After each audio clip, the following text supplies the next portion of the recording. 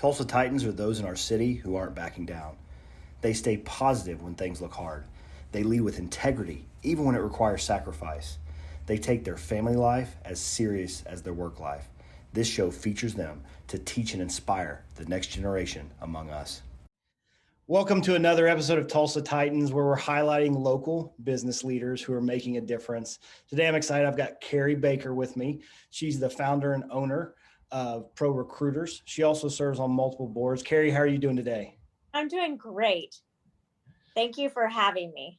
Yeah, I'm excited. You and I got to talk a little bit before this interview, and one of the things I ask entrepreneurs or leaders generally is three things that they're adding a year and taking away. But you had an interesting story on, how you've had to delegate as you've grown in your leadership and the reason why you serve on boards. Can you share some of that with us? Absolutely. So when my husband and I started ProRecruiters back in 2008, it actually was started as part-time pros. And we started it in our house with a $30,000 line of credit and liens on both of our cars. And I know. And at the time, it was F&M Bank that gave us the loan. They're now Prosperity Bank. But we walked down the steps of their branch at 13th and Harvard, and I'm holding Brett's hand, and I said, we cannot fail, because if we do, they're taking our cars and we can't go anywhere. And at that time, too, we also had a 6-month-old daughter. So our oldest, who's now 13 and a half, was 6 months old. When you start a company, you do everything. So we are a full service recruiting, staffing business. So I would do sales, I would do recruiting, I would do payroll, I would answer the phone, I'd send faxes, I'd collect time cards, I'd pay bills. And my husband was a Tulsa firefighter. So every third day I was the only employee. And, I look back and I don't mean to giggle, but I just giggle because it was so crazy. It was just madness. But when you do that, and when you just kind of throw yourself into the lion's den, so to speak, and you're doing everything just to survive, it's exhilarating, it's scary, it's awesome, just all at the same time. A lot of sleepless nights too. But as we grew, I knew I needed help. And so you start to look at things like, is doing the weekly payroll making us money? No, that's just a task that's necessary for doing business. And so you add on to your team. But then what happens is that you grow the business, you create a team, you build a staff, and all of a sudden your to-do list every day goes from here to here. But the things on your to-do list are vital for the success of the organization, but they're not necessarily things that you see big changes every day. They're things like management, leadership, visionary, where are we headed? How are we going to get there? Doing the budget, looking at forecasting, looking at market trends, talking to other businesses. And so I found that, I think it was about our 8th, 9th year, that I really missed having things that I could check the box off of. And I found myself kind of gravitating towards tasks that at least I could check a box off on my planner. And I teased a little bit when we first were talking about how sometimes I'd run home for lunch and I'd run the vacuum just because I felt like I could do something. I could actually see the clean floors. And so I think so many leaders and so many CEOs really look to get involved in various nonprofits or boards, because you can contribute, and you can contribute little things, whether it's making fundraising calls, whether it's signing letters, whether it's analyzing the budget and making suggestions on ways that they can cut costs. And so it feeds our need. And I just say ours, meaning, leaders who oftentimes are stripped of some task. It feeds that need. And I think it's just a human nature too. You want to feel like you've accomplished something. When my head hits the pillow every night, I want to be able to think about some of the things that I actually did that day. Yeah, The high level strategic stuff is so important to the success of an organization, but you can't always see the immediate results of it. Yeah, I am on a board too. We started up a men's ministry, and I find myself, and I wonder if it's the same way for you. During my week now, because so many things are digital, I can do a couple things for the ministry that are check boxes, and it makes me feel more excited about the vision or the next interview or whatever my job roles now are in our company. Absolutely. I am if you know the strength finder assessments, I'm a very high achiever, which means I need to be able to see progress and see things come to light or see things get closed out or finished. And so that's where involvement in a nonprofit or even just committees within the community are huge for me personally. And they make me a better manager and leader too, because then I'm not in the office micromanaging my team or like Yeah. all in the business. We're much more successful if I just get out of the way and they do their jobs. Yeah, we are too. I don't think people know the moments that you really want to kind of jump back in though and do a little micromanage. You just got to control yourself and your emotions. Totally do. And I do that by staying at home sometimes where I'm not going to go into the office. You'll have wonderful insight on this. So I was talking to a professional, I want to say he's 28, so young professional, doing very well. They're growing at a rapid pace. And the conversation was an hour long of me having him draw out a bigger org chart, an organizational chart, and really label all the hats he was still wearing because he was working from 4 a.m. to midnight. And he just got married. They want to have kids. And so the power of delegation, you've delegated very well. How did you identify, you and I talked about seasons before, but seasons of, okay, I really need to let this go. What did that process look like for you? So I think what you're alluding to is balance of just naturally work-life balance. And when we started the company, it was part-time pros. And so our mission and our vision was to recruit individuals who wanted flexible schedules and place them with companies who had flexible needs. And it all came to fruition because of me having our daughter, Katie, and I went back to work full time. And I put her in daycare at 6 weeks, and I'd pick her up from daycare after 5. I'd get her home, feed her dinner, put her in the bath, and then she'd go to bed. And I was like, this is all I get. And so I resigned from my full-time position and just took a complete leap of faith and started this staffing company with that mission and mantra in mind. And allowing individuals to have more of a work-life balance. You've got to remind yourself too, but this is back in 2008, people were not working from home. There was no telecommuting. There wasn't Zoom calls. Everybody had to be in the office. But thinking back to that moment, balance for me looked different almost 14 years ago than it does now. My daughter, now daughters, they had different needs then.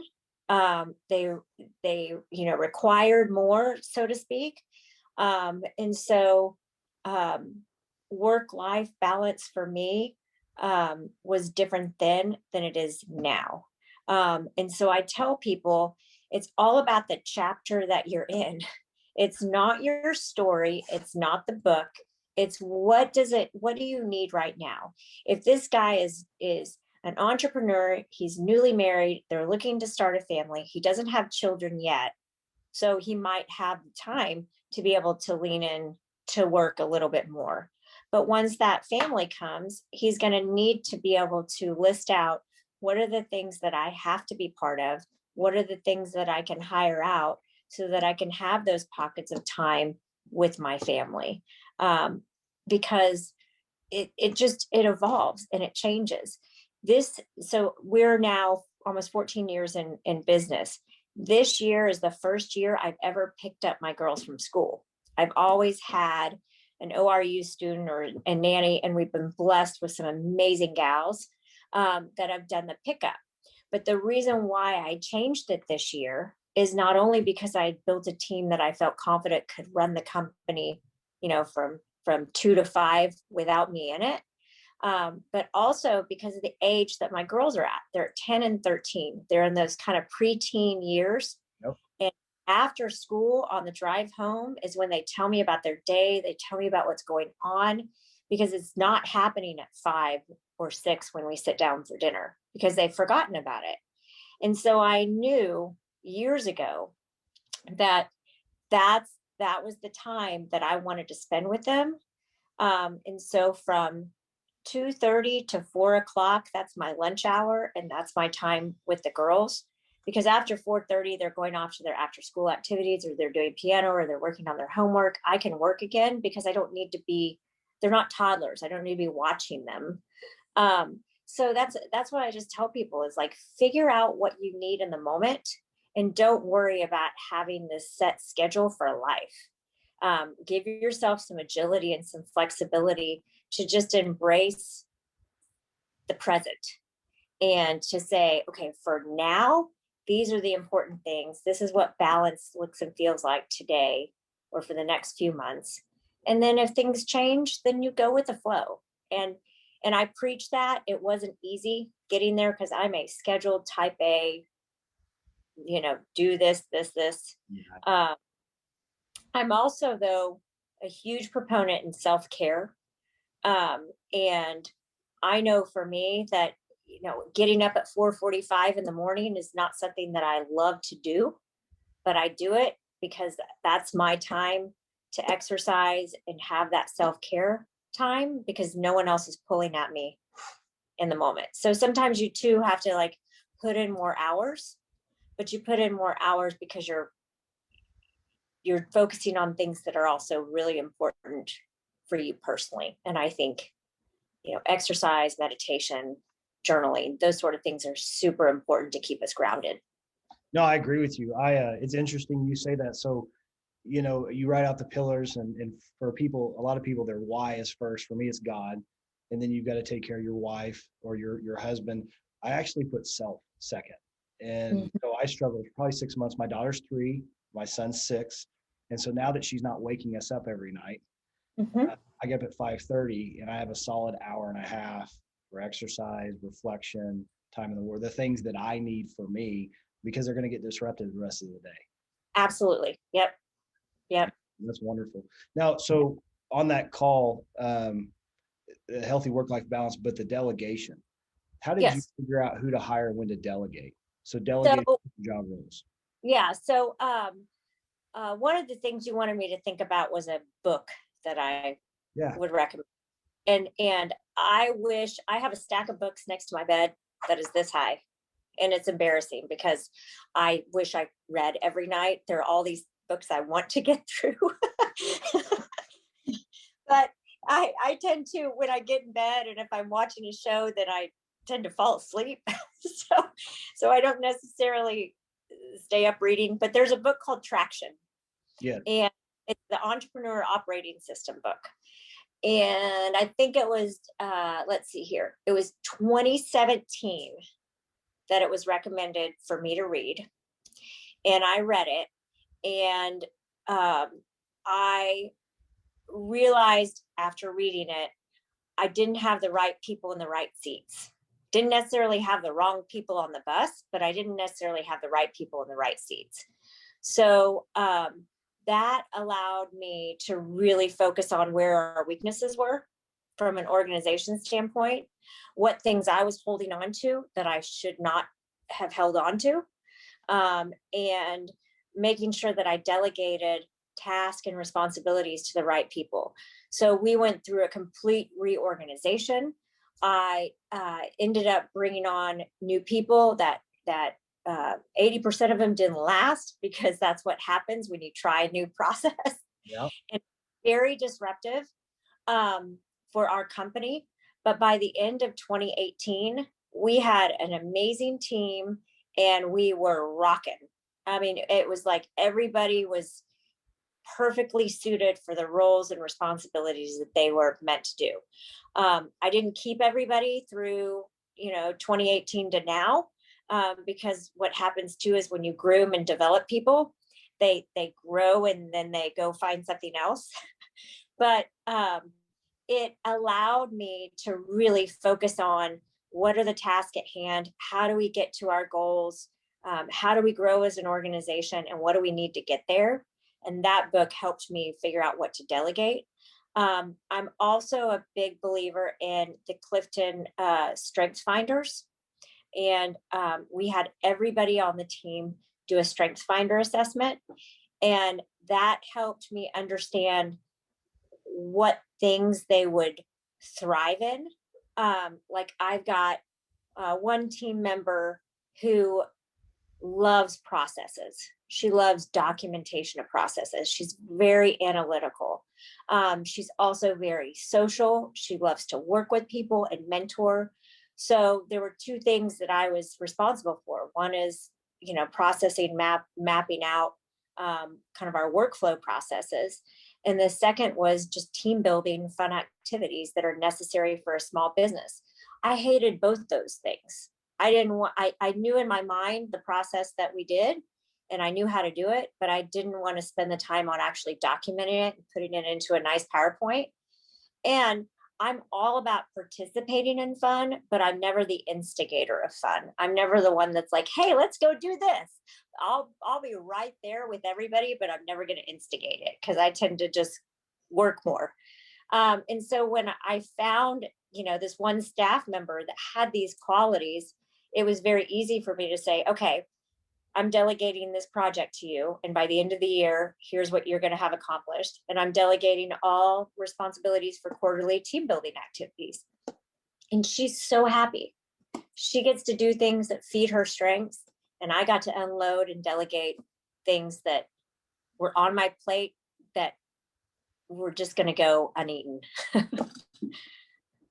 No, that's wonderful. That's wonderful advice. You said something else really powerful too, for anybody that needs to change things up. Don't be afraid that people are going to go, and really don't be afraid to train them up and let them go do what they're made to do. Because the reality of it, I think it was either John Maxwell or Craig Rochelle said, you could train them up and they could leave you, or you could not train them and they can stay.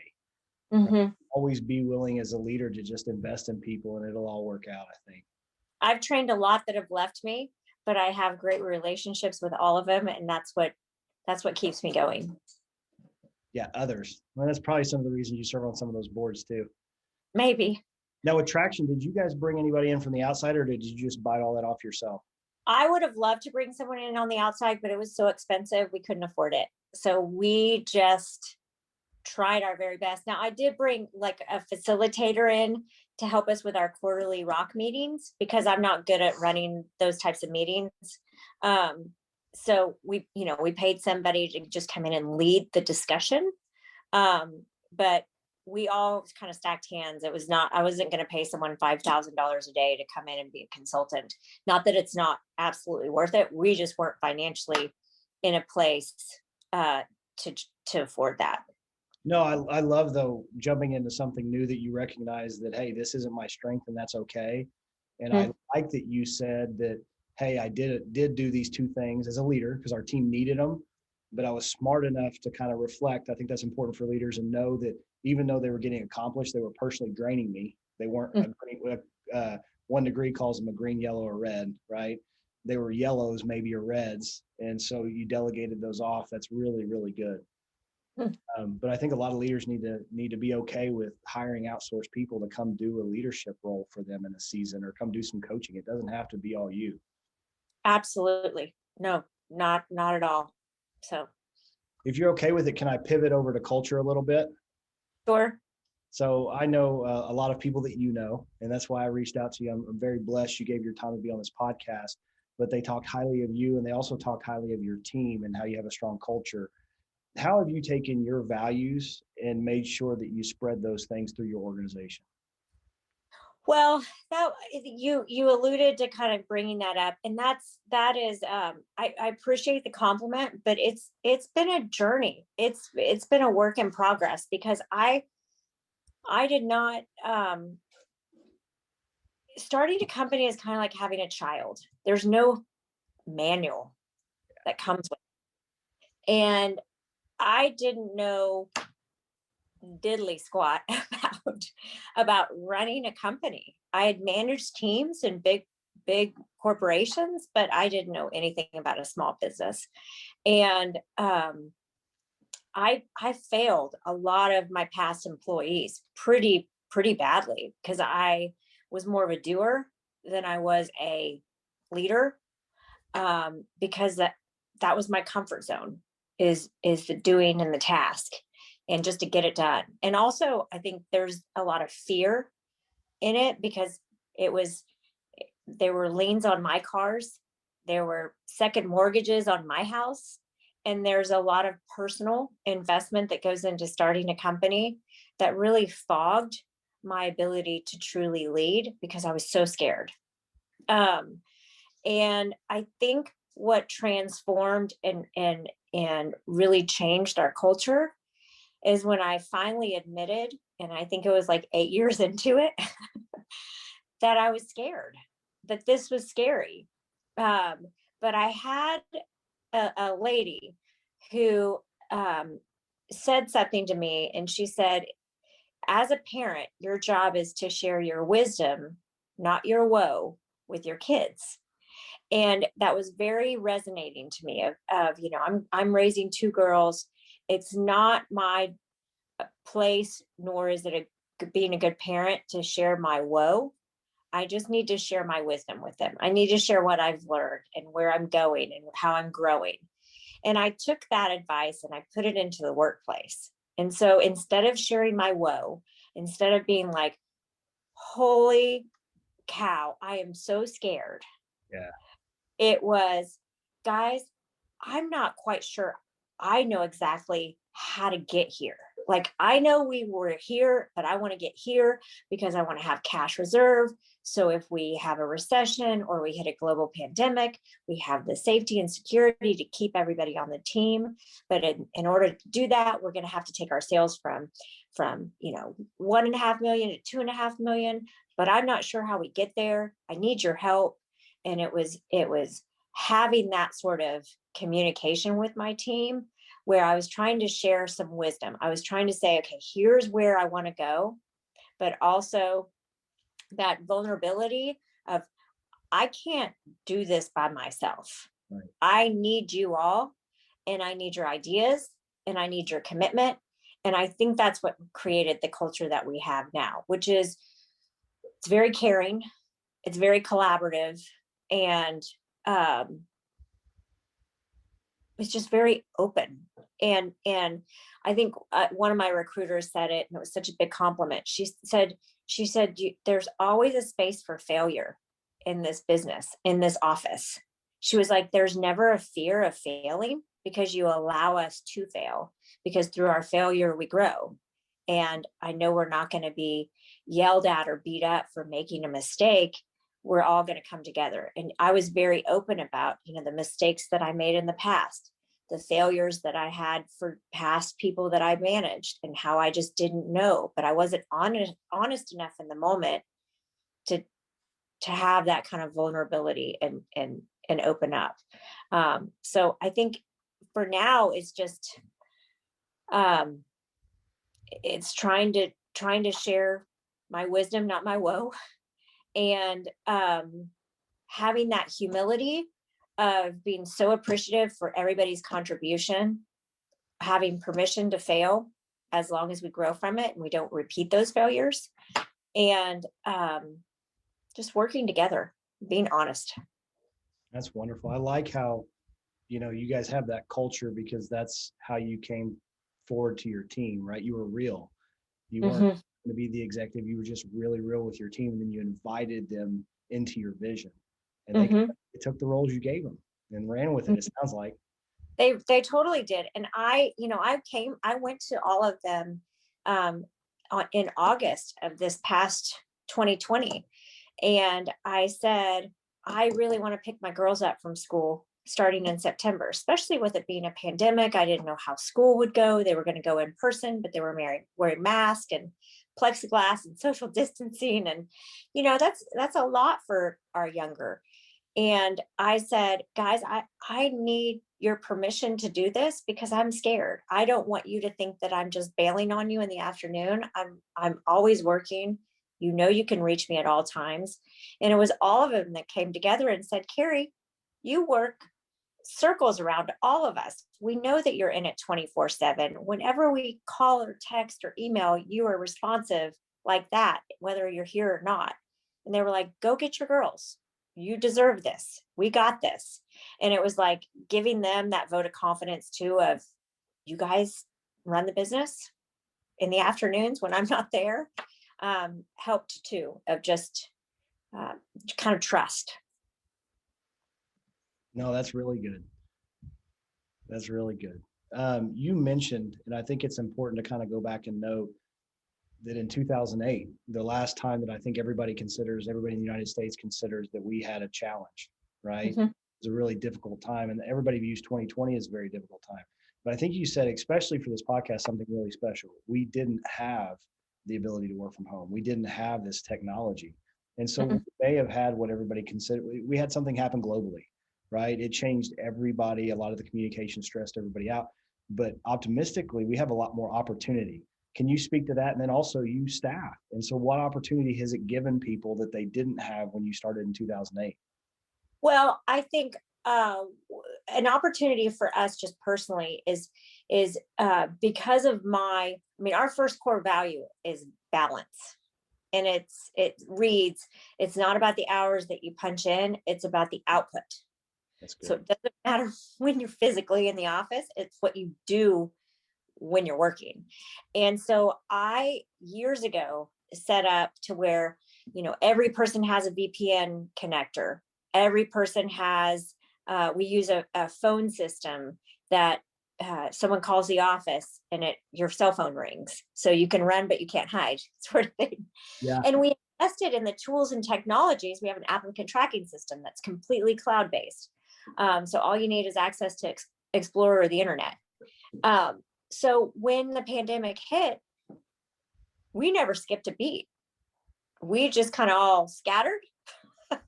And I was working from home and everybody else was working from home, but we never skipped a beat. The only thing that we started doing differently is video conferencing, Zoom meetings. But what it's done is that it has, I think, allowed people to maybe spend some more time at home and really forcing people to go, why was I so busy? Why did I stack myself so high? Why did I schedule my kids in all these activities when, an hour outside of just free time or your kids being bored, all of a sudden you were like, this is an important thing. Our kids were constantly being entertained and just going. So I think in that regard, it's just helped us all slow down a little bit. It's also, I think, for some, at least for me personally, it's forced us to find the humor in things. We've all been part. I was when the quarantine first hit in April of last year, and everybody was hunkered down. I was doing a client call, and my youngest was homeschooling or virtual learning or whatever they were calling it at that moment. It was just more crisis learning. but but she was learning the Star Spangled Banner, and so she has noise canceling headphones on when I'm on a call, and all of a sudden she starts belting out the Star Spangled Banner. She has no idea that I'm on the phone because she's got her noise canceling headphones on, but she's singing with her class because they're all the little faces on their screen.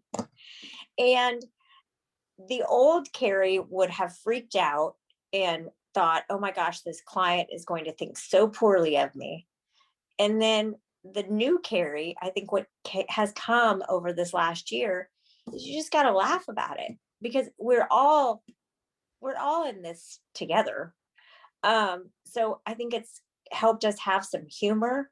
From a work standpoint, I think everybody's working really hard. And so I think if anything, maybe it's increased empathy for some managers, and that's a good thing. for us in staffing, I've been pleasantly surprised that companies are still hiring, and there's a lot more opportunity for people to just continue to work remotely for certain. And that just warms my heart that there's that opportunity to have that flexibility, that companies now are realizing, hey, if you hire the right person and you train them, they're going to do the work. Doesn't matter if they're in the office or out of the office. Yeah, a lot of people need to hear that too. If you just hire right, you can trust them. They'll be just Hire. Yep. Mm-hmm. Yeah, I also take myself a little less seriously now. You know, You have to. everything has to be perfect. Yeah. You have to, or you'll go crazy. I think my little and I think kids can smell it too, especially little ones. So speaking of that experience, mine aren't in the teen years yet, thank goodness. But my little 3-year-old didn't want anything to do with dad. I tried to take a break working from home the other day, and the second I went and sat down, it's like they know that mom or dad's concentrating on something else. And here she came at the door, she knows it's locked, just knock, knock, knock, and daddy. And so I stopped, and I've got pictures of her online now. I put her in my chair, and she's working on dad's computer. And it was the best part of that day, though. It was, because everything else was just work that's going to be there tomorrow. Absolutely. Yep. So Carey, thank you for your time. One last question, if you don't mind. I know traction from a business standpoint was really important. Are there any other books? Let's say you were going to get stranded on a desert island, or maybe a couple that you want to get to, and you can only have 3 books with you. What would you take with you? Oh gosh. See, I love reading where I can just be swept away in in a story. But I do, and I don't know that I'd want this on a stranded island, because then I wouldn't have the responsibility of raising 2 girls. But for me right now in this space, I'm raising two girls, and I want them to be confident, fulfilled, good contributors of our society. And so I love the book Reviving Ophelia, and it just talks about the challenges that particularly young girls are faced with in their preteen and teen years, with just the influences of friendships. And it's written by a licensed therapist out of Nebraska, and she does stories about different girls, and the common themes for those girls that really just end up being amazing, strong, wonderful women, and the ones that veer off and end up, doing drugs or alcohol, or choosing a path that is destructive. And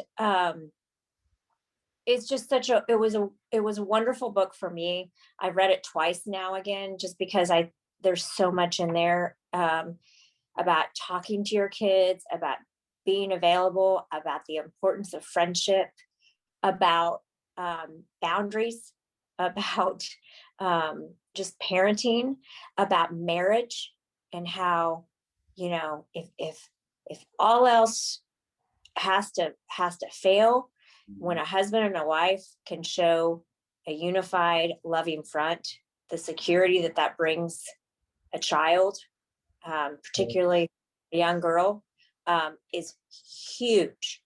And so it's just, for Brett and I, we hold hands, we tell each other we love them in front of the girls, we go on date nights, we put each other first. Sometimes we'll have our Friday night wine time, where the girls know that this is mom and dad's time to sit down, have a glass of wine, and just visit. And they need to go do their own thing, because this is our time. Because they're going to leave at some point and not live with us anymore, and we're going to still have each other. Well, young parents, if you're listening, that's so important. You get wrapped up in your kids, and I know everybody kind of feels this new kind of love for these little babies, and they put all their time and concentration on that. Your kids need a strong, united front, just like you said. That's what makes strong kids. And so that's such wonderful advice. Sounds like a great book. It's a wonderful book. So if somebody wants to get a hold of you after this, I mean, you gave so many words of wisdom. There's too many ways to communicate nowadays with social media and everything. What's your preferred way for them to reach out to you? I would say probably my cell phone, or send me an email.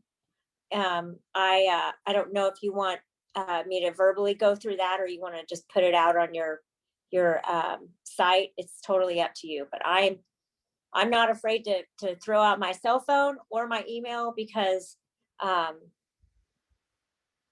that's what I do. Well, whatever you're comfortable with, I'll put your email out there. But yeah, if you want to share with everybody, I'll share it back out. Yeah. So do you want me to just tell you my cell phone and email right now? Or okay, so my email is the Carey at ProRecruiters.com, and it's CAREY. And then ProRecruiters is just spelled out as it's supposed to be, ProRecruiters.com. And then my cell phone is 918-633-5334. Awesome. Thank you for being available for everybody. And thank you everybody for tuning in, listening. This is Kel with New Age Solutions. Carey, thank you for giving. Hey, my pleasure. Thank you for asking. Yeah.